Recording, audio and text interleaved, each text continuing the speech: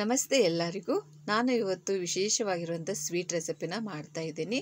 ತುಂಬಾ ಟೇಸ್ಟಿಯಾಗಿರುತ್ತೆ. ಆ ಟೇಸ್ಟ್ ಮಾತ್ರ ಅದ್ಭುತವಾಗಿರುತ್ತೆ.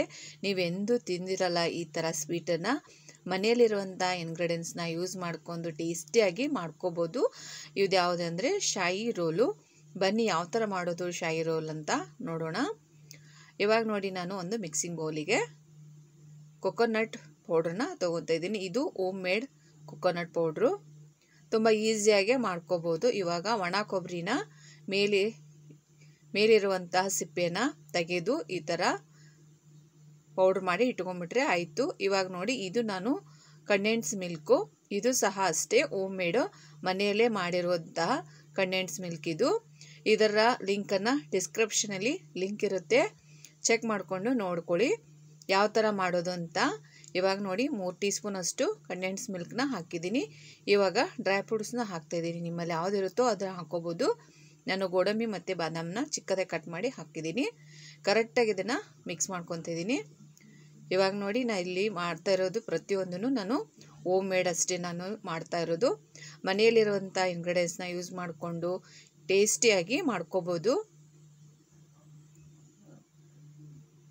ಕರೆಕ್ಟಾಗಿ ಅದನ್ನು ಮಿಕ್ಸ್ ಮಾಡ್ಕೊಳ್ಳಿ.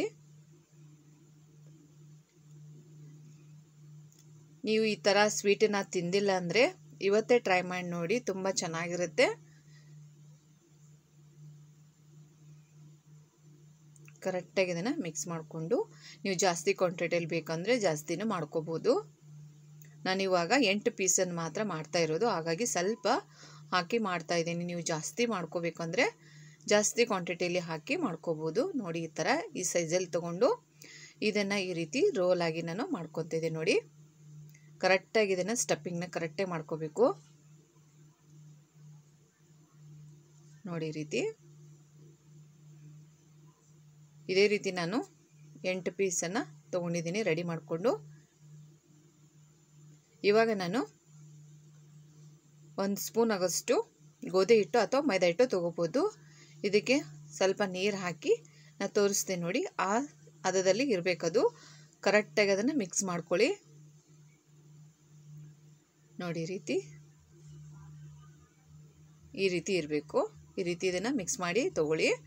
ಇವಾಗ ನಾನು ಬ್ರೆಡ್ಡನ್ನು ತೊಗೊಂಡಿದ್ದೀನಿ. ನೋಡಿ, ಬ್ರೆಡ್ ಒಳ್ಳೆ ಕ್ವಾಲಿಟಿ ಇರೋದನ್ನು ತೊಗೊಳ್ಳಿ. ಬ್ರೆಡ್ಡನ್ನು ತುಂಬ ರಫ್ ಇರೋಂಥ ಬ್ರೆಡ್ಡನ್ನು ತೊಗೊಕೋಬೇಡಿ, ಅದು ಕರೆಕ್ಟಾಗಿ ರೋಲ್ ಮಾಡೋಕ್ಕೆ ಬರಲ್ಲ. ಆದಷ್ಟು ಸ್ಮೂತ್ ಇರೋಂತಹ ಬ್ರೆಡ್ಡನ್ನು ತೊಗೊಳ್ಳಿ. ಇವಾಗ ನೋಡಿ, ಸೈಡ್ ಇರುವಂಥದನ್ನು ಕಟ್ ಮಾಡಿ ತೊಗೊಂಡು ಈ ಥರ ಕಟ್ ಮಾಡಿ ತೊಗೊಂಡಿದ್ದೀನಿ. ಇದೇ ರೀತಿ ನಾನು ಪ್ರತಿಯೊಂದನ್ನು ಕಟ್ ಮಾಡಿ ತೊಗೊಂಡಿದ್ದೀನಿ. ಇವಾಗ ನೋಡಿ, ನಾನು ಇವಾಗ ಸ್ವಲ್ಪ ಇದನ್ನು ಫ್ರೆಶ್ ಮಾಡಬೇಕು. ಅಂದರೆ ಸ್ವಲ್ಪ ಈ ಥರ ನಾವು ಚಪಾತಿ ಮಾಡ್ತೇವಲ್ವ ಆ ಥರ ಈ ಥರ ಲಟ್ಟಿಸ್ಕೊಳ್ಳಿ. ಸ್ವಲ್ಪ ತುಂಬ ಪ್ರೆಷರೇನು ಹಾಕಬೇಡಿ, ಸ್ವಲ್ಪ ಹಾಕಿ ಈ ಥರ ಲಟ್ಟಿಸ್ಕೋಬೇಕು. ನೋಡಿ, ಈ ರೀತಿ ರೋಲು ಕರೆಕ್ಟಾಗಿ ಬರುತ್ತೆ. ಹಾಗಾಗಿ ಬ್ರೆಡ್ಡನ್ನು ಒಳ್ಳೆ ಕ್ವಾಲಿಟಿ ಇರುವಂಥ ಬ್ರೆಡ್ಡನ್ನು ತೊಗೊಳ್ಳಿ. ಆದಷ್ಟು ಆಗ ಮಾತ್ರ ಚೆನ್ನಾಗಿ ರೋಲ್ ಬರುತ್ತೆ. ಸಾದಾ ತೊಗೋಕೆ ಹೋಗಬೇಡಿ, ಒಳ್ಳೆ ಕ್ವಾಲಿಟಿ ಇರೋದನ್ನು ತೊಗೊಳ್ಳಿ. ಇವಾಗ ನೋಡಿ, ನಾನು ಮೈದಾ ಹಿಟ್ಟು ಅಥವಾ ಗೋಧಿ ಹಿಟ್ಟನ್ನು ಯಾವುದಾದ್ರೂ ತೊಗೋಬೋದು. ಕಲಿಸಿರೋದನ್ನು ಸೈಡ್ ಈ ಥರ ಹಾಕ್ತಾಯಿದ್ದೆ. ನೋಡಿ, ತುಂಬ ಹಾಕಬಾರ್ದು, ಸೈಡ್ ಮಾತ್ರ ಹಾಕಬೇಕು. ಯಾಕೆ ಅಂತ ನಾನು ಇವಾಗ ಹೇಳ್ತೀನಿ ನೋಡಿ. ಕರೆಕ್ಟಾಗಿ ಇದನ್ನು ಸೈಡು ಈ ಥರ ಹಾಕ್ಕೊಳ್ಳಿ, ಒಂದು ಸೈಡ್ ಅಷ್ಟೇ ಬಿಡಿ. ಇವಾಗ ನೋಡಿ, ನಾವು ಸ್ಟಫಿಂಗ್ನ ಈ ಥರ ಇಟ್ಟುಕೊಂಡು ಇದನ್ನು ನಿಧಾನವಾಗಿ ಈ ಥರ ನಿಧಾನವಾಗಿ ರೋಲ್ ಮಾಡ್ಕೋಬೇಕು. ನೋಡಿ, ಈ ರೀತಿ ಬ್ರೆಡ್ಡು ಒಳ್ಳೆ ಕ್ವಾಲಿಟಿ ಬ್ರೆಡ್ಡನ್ನು ತೊಗೊಂಡ್ರೆ ಮಾತ್ರ ಇಷ್ಟು ಪರ್ಫೆಕ್ಟಾಗಿ ರೋಲ್ ಮಾಡೋಕ್ಕೆ ಬರುತ್ತೆ, ಇಲ್ಲ ಅಂದರೆ ಬರೋದೇ ಇಲ್ಲ ರೋಲ್ ಮಾಡೋಕ್ಕೆ. ಇವಾಗ ನೋಡಿ, ಈ ಥರ ಇದು ಕ್ಲೋಸ್ ಆಗಬೇಕಂದ್ರೆ ಇಲ್ಲಿ ಒಂದು ಸ್ವಲ್ಪ ಹಚ್ಚಿ ಈ ಥರ ನೋಡಿ, ಈ ಥರ ಫ್ರೆಶ್ ಮಾಡ್ಕೊಂಬಿಡಿ. ಕರೆಕ್ಟಾಗಿ ಅದು ಫ್ರೈ ಮಾಡುವಾಗ ಓಪನ್ ಆಗಿಬಿಡುತ್ತೆ. ಹಾಗಾಗಿ ಈ ಥರ ಕರೆಕ್ಟಾಗಿ ಅದು ರೋಲ್ ಆಗಬೇಕಲ್ವ, ಹಾಗಾಗಿ ಕರೆಕ್ಟಾಗಿ ಇದನ್ನು ಫ್ರೆಶ್ ಮಾಡ್ಕೋಬೇಕು. ನೋಡಿ, ಈ ರೀತಿ ಇದೇ ರೀತಿ ನಾನು 8 ಪೀಸಸ್ಸನ್ನು ಮಾಡಿ ತೊಗೊಂಡಿದ್ದೀನಿ. ನೋಡಿ, ಈ ರೀತಿ ಮಾಡಿ ತೊಗೊಳ್ಳಿ ಪ್ರತಿಯೊಂದನ್ನು. ಇವಾಗ ನಾನು ಪಾಕನ ಮಾಡ್ತಾಯಿದ್ದೀನಿ, ರೆಡಿ ಮಾಡ್ತಾಯಿದ್ದೀನಿ. ಇದು ಚಿಕ್ಕ ಬೌಲಿಂದ ತೊಗೊತಾ ಇರೋದು. 1 ಬೌಲ್ ಸಕ್ಕರೆಗೆ 1 ಬೌಲ್ ನೀರನ್ನು ಹಾಕ್ತಾಯಿದ್ದೀನಿ. ಇದನ್ನು ತುಂಬ ಗಟ್ಟಿ ಪಾಕ ಮಾಡ್ಕೋಬಾರ್ದು. ಇದು ಜಿಲೇಬಿ ಯಾವಾಗ ಮಾಡ್ತೇವಲ್ವ, ಜಿಲೇಬಿ ಆ ಥರ ಗಟ್ಟಿ ಪಾಕ ಮಾಡ್ಕೋಬೇಕು, ತುಂಬ ಗಟ್ಟಿ ಅಲ್ಲ. ಇವಾಗ ನಾವು ಜಿಲೇಬಿಗೆ ಮಾಡ್ತಾವಲ್ವ ಆ ಥರ ಮಾಡ್ಕೋಬೇಕು ನೋಡಿ. ಈ ಥರ ಹಿಡಿದ್ರೆ ಹಂಟಾಗಬೇಕು, ಅಷ್ಟೇ ಆಗಬೇಕದು, ತುಂಬ ಗಟ್ಟಿ ಮಾಡ್ಕೋಬಾರ್ದು. ಇದು ಕರೆಕ್ಟಾಗಿದೆ ನೋಡಿ. ಇವಾಗ ಪಾಕ ರೆಡಿಯಾಗಿದೆ. ಇವಾಗ ನಾನು ಒಂದು ಪ್ಯಾನಿಗೆ ಒಂದು 3 ಟೀ ಸ್ಪೂನಷ್ಟು ತುಪ್ಪನ ತೊಗೊತಾ ಇದ್ದೀನಿ. ಇದು ಸಹ ಅಷ್ಟೇ ಹೋಮ್ ಮೇಡು. ಇದು ಸಹ ತುಪ್ಪನ ಯಾವ ಥರ ರೆಡಿ ಮಾಡೋದು ಅಂತ ಡಿಸ್ಕ್ರಿಪ್ಷನಲ್ಲಿ ಲಿಂಕ್ ಇರುತ್ತೆ ನೋಡಿ. ಮರಳಾದ ತುಪ್ಪ ತುಂಬ ಚೆನ್ನಾಗಿರುತ್ತೆ. ಈ ಥರನೇ ತುಪ್ಪ ರೆಡಿ ಮಾಡ್ಕೊಳ್ಳಿ. ಇವಾಗ ಒಂದೊಂದನೇ ಹಾಕ್ತಾಯಿದ್ದೀನಿ ನೋಡಿ. ಇದನ್ನು ಡೀಪ್ ಫ್ರೈ ಮಾಡಬಾರ್ದು, ಶಾಲೋ ಫ್ರೈ ಮಾಡ್ಕೋಬೇಕು ನೋಡಿ. ಇವಾಗ ಅದು ತುಂಬ ಬೇಗ ಹೀರ್ಕೊಂಡು ಬೀಳುತ್ತೆ ಬ್ರೆಡ್ಡು ತುಪ್ಪನ. ಹಾಗಾಗಿ ಸ್ವಲ್ಪ ಸ್ವಲ್ಪ ತುಪ್ಪನ ಹಾಕ್ಕೊಂಡು ನಿಮಗೆ ಎಷ್ಟು ಆಗುತ್ತೆ ಅಷ್ಟೇ ನೋಡ್ಕೊಂಡು ಫ್ರೈ ಮಾಡ್ಕೊಳ್ಳಿ. ಇವಾಗ ನಾನು ಫಸ್ಟ್ ಬ್ಯಾಚಿಗೆ 3 ಹಾಕಿದ್ದೀನಿ. ಆಮೇಲೆ ಮತ್ತೆ ಫ್ರೈ ಮಾಡುವಾಗ ಮತ್ತೆ ಸ್ವಲ್ಪ ತುಪ್ಪ ಹಾಕ್ಕೊಂಡು ಮತ್ತೆ ಮಾಡ್ಕೋಬೇಕು. ಇದನ್ನು ಯಾವುದೇ ಕಾರಣಕ್ಕೂ ಡೀಪ್ ಫ್ರೈ ಮಾಡ್ಕೋಬೇಡಿ. ಮತ್ತು ಎಣ್ಣೆಯಲ್ಲಿ ಫ್ರೈ ಮಾಡಬಾರ್ದು, ಇದನ್ನು ತುಪ್ಪದಲ್ಲೇ ಮಾಡ್ಕೋಬೇಕು. ತುಂಬ ಚೆನ್ನಾಗಿ ಬರುತ್ತೆ. ಒಂದು ಸಲ ಮಾಡ್ಕೊಂಡು ನೋಡಿ, ಟೇಸ್ಟ್ ಮಾತ್ರ ಸೂಪರ್ ಆಗಿರುತ್ತೆ.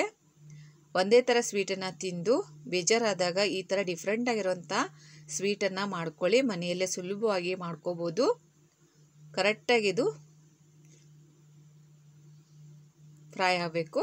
ಚೆನ್ನಾಗಿದನ್ನು ಸುತ್ತಲೂ ಇದನ್ನು ಚೆನ್ನಾಗಿ ಫ್ರೈ ಮಾಡ್ಕೊಳ್ಳಿ ನೋಡಿ. ಎಷ್ಟು ಬೇಗ ತುಪ್ಪನ ಎಷ್ಟು ಬೇಗ ಹೀರ್ಕೊಂಡಿದೆ ಅಂತ.